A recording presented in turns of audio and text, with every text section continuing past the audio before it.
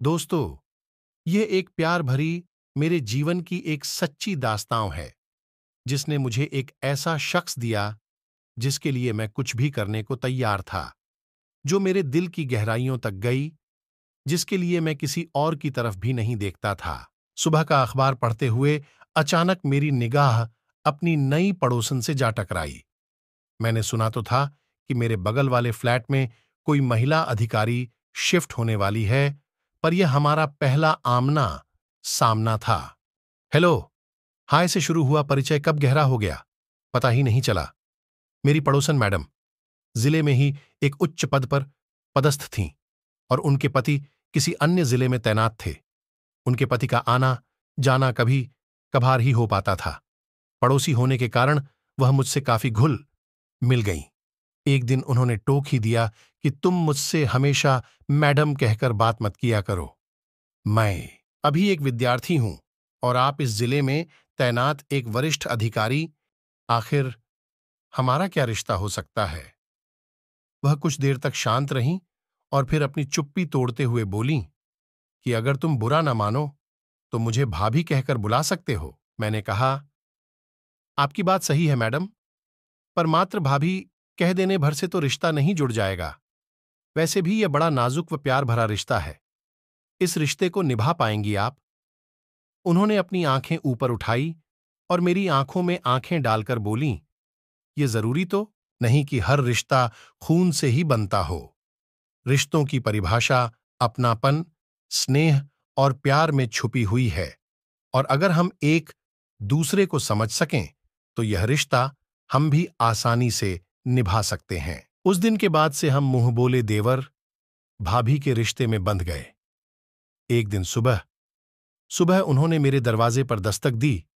Good morning जनाब। विद्यार्थी जीवन में घोड़े बेचकर सोना अच्छी बात नहीं है। अच्छे विद्यार्थियों की तरह अपने करियर पर ध्यान दीजिए और पढ़ाई लिखाई में जुट जाइए। इससे पहले कि मैं कुछ कहता, एक अपरिचित पर मधुर सी आवाज मेरे कानों से टकराई। नमस्ते अंकल, मेरा नाम प्रिया है और मैं कक्षा 11 में पढ़ती हूँ। मैं आपकी भाभी की इकलौती प्यारी बिटिया रानी हूं और अब यहीं पर रहकर आगे की पढ़ाई करूंगी। अच्छा भाभी, तो आपने इन्हें हमारे बारे में पहले से ही बता रखा है।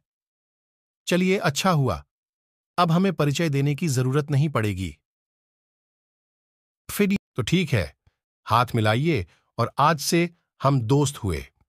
अच्छा अंकल, अब आप बताइए कि कैडबरी चॉकलेट पसंद है ना आपको? हाँ, हाँ, क्यों नहीं। तो फिर शाम को आप कैडबरी चॉकलेट लेकर आइएगा। चल हट बदमाश कहीं की। अभी अंकल से कायदे से परिचय भी नहीं हुआ और तेरी फरमाइशें शुरू हो गईं। भाभी ने कहा, आप इसकी बातों में मत आइएगा, क्योंकि खाने पीने को लेकर दोस्ती करने में यह काफी तेज है। अरे, तुम दोनों के चक्कर में मेरी चाय भी ठंडी हो गई। अच्छा, तुम जल्दी से फ्रेश होकर आ जाओ तो एक एक कप गर्मा गर्म चाय हो जाए। वक्त के साथ प्रिया मुझसे काफी घुल मिल गई। वह मेरे खाने से लेकर बाहर जाने तक का हिसाब किताब रखती।